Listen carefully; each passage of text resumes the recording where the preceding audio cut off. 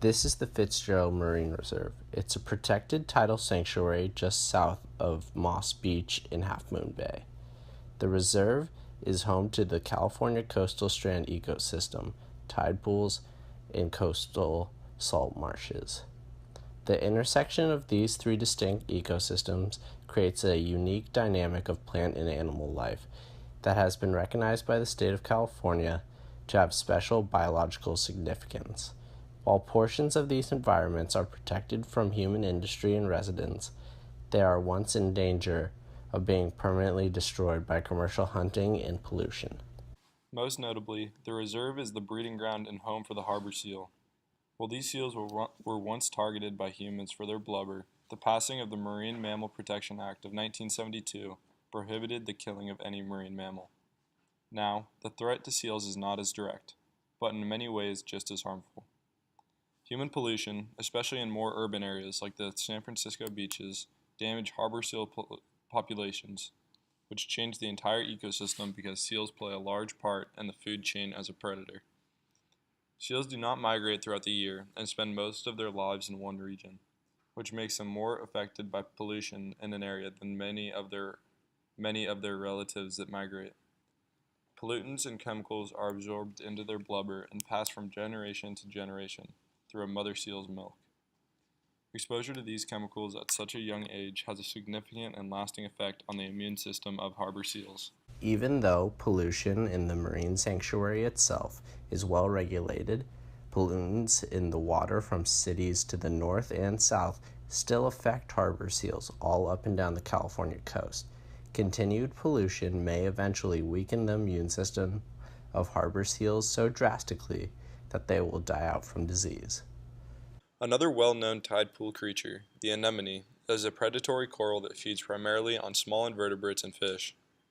Anemones are home to a special type of algae that produce glucose and oxygen that the anemone feed on.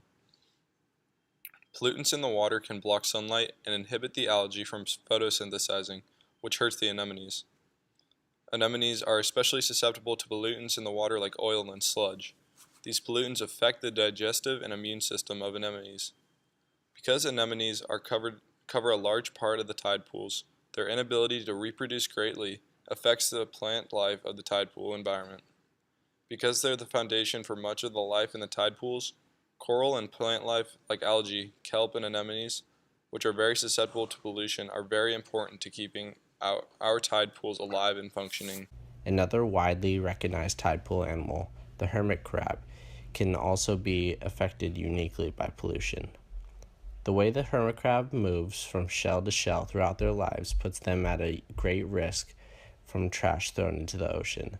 In the past, hermit crabs have been known to mistakenly use trash as shells.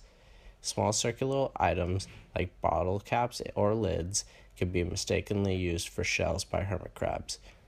Even small articles of trash can greatly affect the lives of hermit crabs. Other invertebrates are affected similarly by small and large articles of trash. For the most part, physical garbage is contained in the Fitzgerald Marine Reserve because they spend a lot of time cleaning the beach area and managing pollution. Also, because the beach is mostly rocky and the preserve itself is a far drive up Highway 1, there aren't many people that visit Fitzgerald Marine Reserve. This makes it relatively clean compared to most of the surrounding beaches, but it is still affected by pollution. The reserve is just one example of the California tide pool and strand ecosystem that is quite unique to our state. Because it is such a diverse and special environment, it requires special concern in regards to the conservation and care. The tide pool environment also supplements the surrounding forests and woodland, providing for wolves who eat the shellfish and invertebrates. To help combat pollution on our beaches, and specifically our tide pools, we need to regulate what waste we pump into the water and where we do it.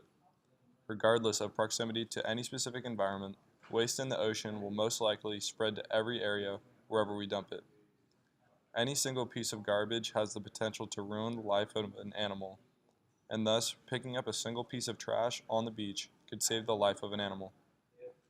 It's hard to combat the great amounts of pollution dumped into the ocean by companies and people across the world, but we can do our part on a small scale to help our tide pools, and our oceans by extension. By picking up trash when you see it, or writing to a governor or senator, you can make your voice heard and your actions seen, and help out the animals in our tide pools. It is not only important to their survival, but crucial to our own, as the ocean provides food for 3.5 billion people. We are blessed to be close in proximity to this beautiful and unique tide pool environment, and we should all do our part to take care of it.